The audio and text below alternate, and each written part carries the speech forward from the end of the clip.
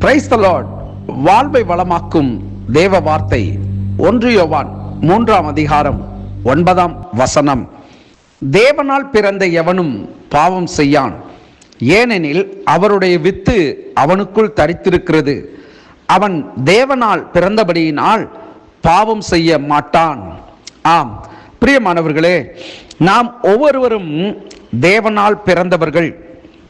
அவருடைய வித்து நமக்குள் இருக்கிறது. அவருடைய வித்து தேவனுடைய வித்து. தேவனுடைய வித்து ஆவிக்குரிய வித்து. ஆவிக்குரிய வாழ்வை அது கொடுக்கிறது. 1 கொரிந்தியர் 9ஆம் அதிகாரம் 11ஆம் வசனம்.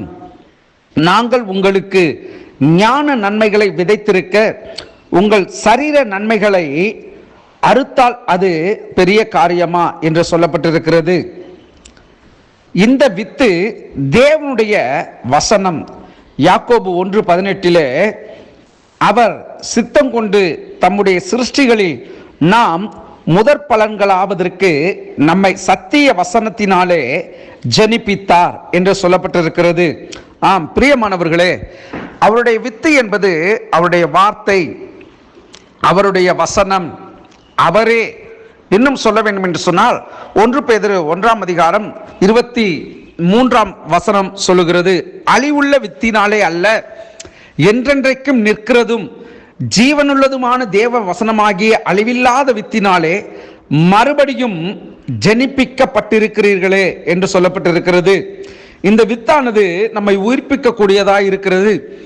மறுபடியும் நம்மை ஜனிப்பிக்கப்பட்டதான ஒரு காரியமாக இங்கே சொல்லப்பட்டிருக்கிறது. மத்தேயு 13:3 அவர் அநேக விஷயங்களை உவமைகளாக அவர்களுக்கு சொன்னார்.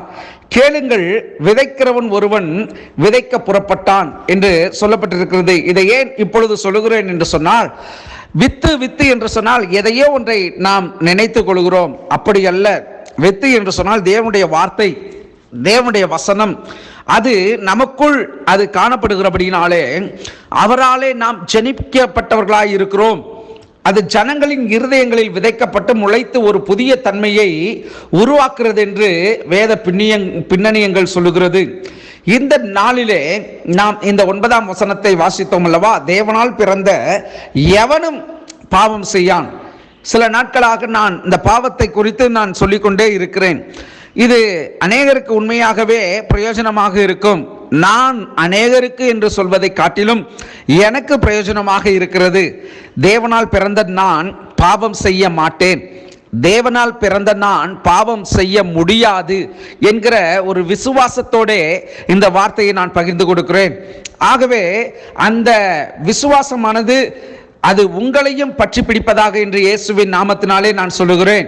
தேவனால் பிறந்த எவனும் பாவம் செய்யான், ஏனெனில் அவருடைய வித்து அவனுக்குள் தரித்திருக்கிறது. அவன் தேவனால் பிறந்தபடியினால் பாவம் செய்ய மாட்டான் என்று இங்கே ஆணித்தரமாக சொல்லப்பட்டிருக்கிறதை நாம் பார்க்கிறோம். ஆகவே தேவனுடைய பிள்ளைகளே, தேவனுடைய வித்து, தேவனுடைய வார்த்தை, தேவனுடைய வசனம் நமக்குள் இருக்கிறபடினாலே நம்மால் பின்வாங்கியோ அல்லது உலக பழக்க வழக்கத்தின்படியோ அல்லது அந்நிய நுகத்தோடோ நாம் பிணைக்கப்படவே மாட்டோம். அப்படி ஒருவேளை ஒரு சிலர் ஆண்டுகள் பல ஆயும் ரட்சிக்கப்பட்டு பின்மாற்றத்திற்கு நேராய் கடந்து போவார்கள் என்று சொன்னால் அவர்கள் மெய்யான நித்திய ஜீவனை அவர்கள் அறிந்து கொள்ளவில்லை என்பதை புரிந்து கொள்ள வேண்டும். அவருடைய நிலை பரிதவிக்கக்கூடியதாய் காணப்படும். தேவன் இரக்கமுள்ளவர். ஆனால் தேவனை பின்பற்றி ஆண்டுகள் பல கடந்து பின்மாற்றத்துக்கு நேராய் போகிற ஒரு கூட்டத்தை பார்க்கிற பொழுது மிகவும் வேதனையை அளிக்கிறது. ஆகவே இந்த நாளிலே அவருடைய வித்து யாருக்குள்ளெல்லாம் இருக்கிறதோ அது பலனை கொடுக்கும். அது தேவனால் ஜனிப்பிக்கப்பட்டது. அது ஒரு நாளும் சாகாது. அதற்குள் தேவனுடைய வித்து இருக்கிறதுனாலே அது முளைப்பித்து அது தன்னுடைய பலனை கொடுக்கக்கூடியதாய் காணப்படும். நிச்சயமாக நீங்கள் ஒவ்வொருவரும் தேவனுடைய வித்து, தேவனுடைய விதைகள், தேவனால் ஜனிப்பிக்கப்பட்டதான அவருடைய சனமாய் இருக்கிறீர்கள். கர்த்தர் உங்களை ஆசீர்வதிப்பாராக. God bless you.